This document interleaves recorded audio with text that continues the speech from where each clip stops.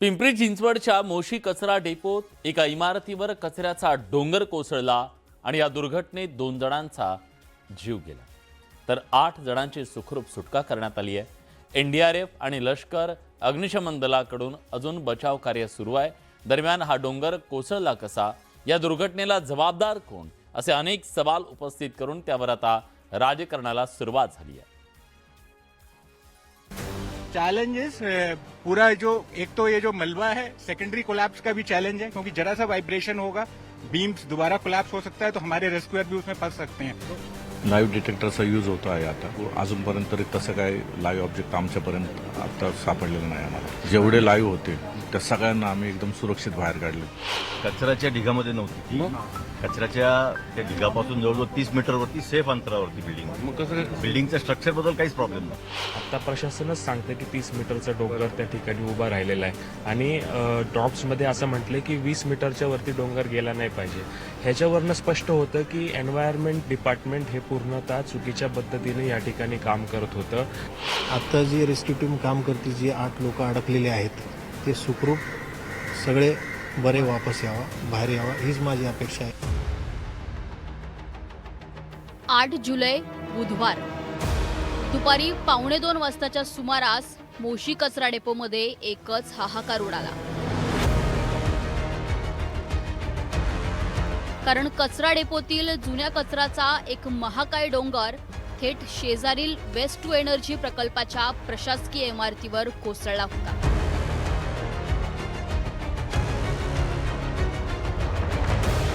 ढिगारा थेट इमारतीवर आदळल्यानं ही इमारत पत्त्याच्या बंगल्यासारखी कोसळली आणि आतमध्ये काम करणारे कर्मचारी या ढिगाऱ्याखाली गाडले गेले।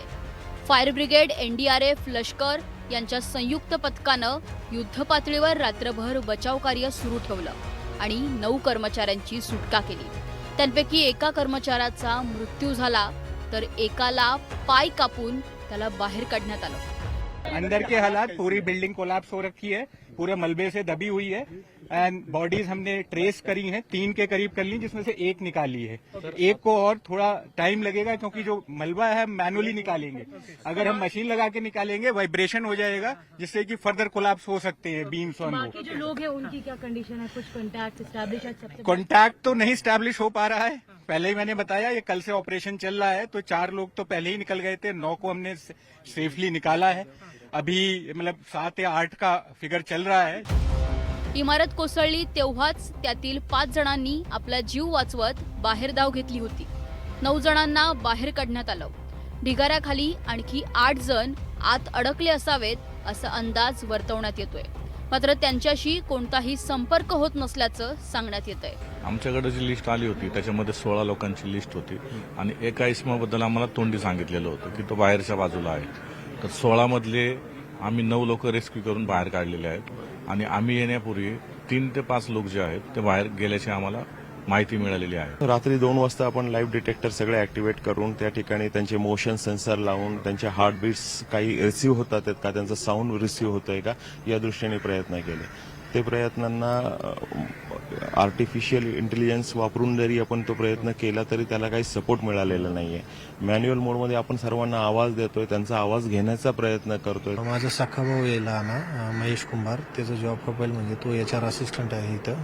मागच्या 1 वर्षापासून जवळपास एप्रिल महिन्यापासून तो कार्यरत आहे इथं अँटोनी लारा कंपनीचं। मागच्या महिन्यातच 22 तारखेला त्याचं लग्न केलं आम्ही, नेमकंच लग्न झालं होतं त्याचं।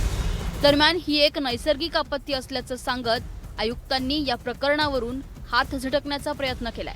तर या प्रकरणी पर्यावरण विभागाचे प्रमुख संजय कुलकर्णी यांच्यावर गुन्हा दाखल करावा अशी मागणी स्थानिक नगरसेवकांनी केली आहे। बिल्डिंगच्या स्ट्रक्चर बद्दल काहीच प्रॉब्लेम नाही।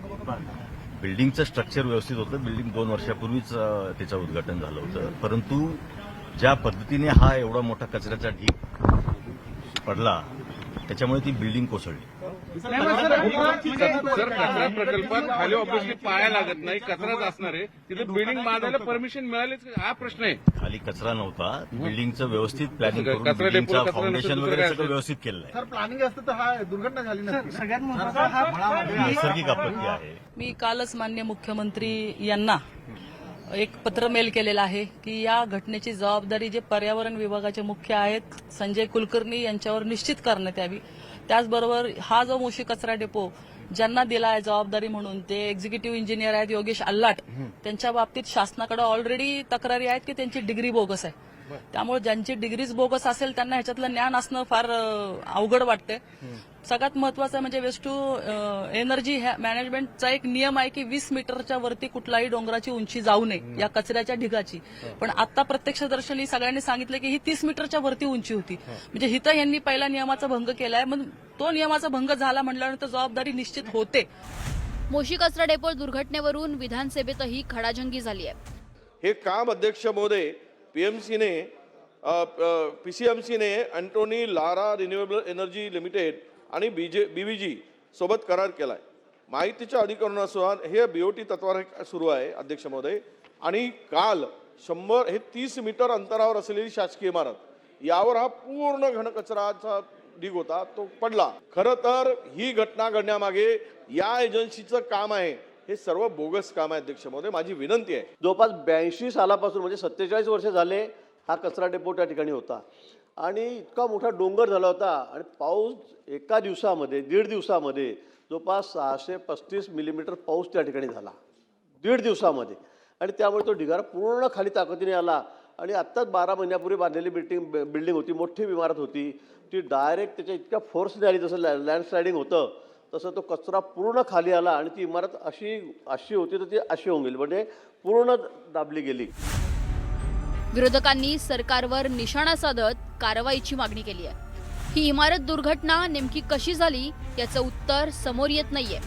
आता या प्रकरणी ठेकेदारावर कारवाई होणार की नाही याबाबत स्पष्टता नाहीये. कचऱ्याच्या ढिगाऱ्यालगत इमारतींचं बांधकाम कोणत्या निकषांवर केलं याचं उत्तर कोणीही देत नाहीये. या घटनेला नेमका जबाबदार कोण, आता असा प्रश्न उपस्थित केला जातोय. गोविंद वाकडेसह bureau report, news 18 Marathi, Pimpri Chinchwad.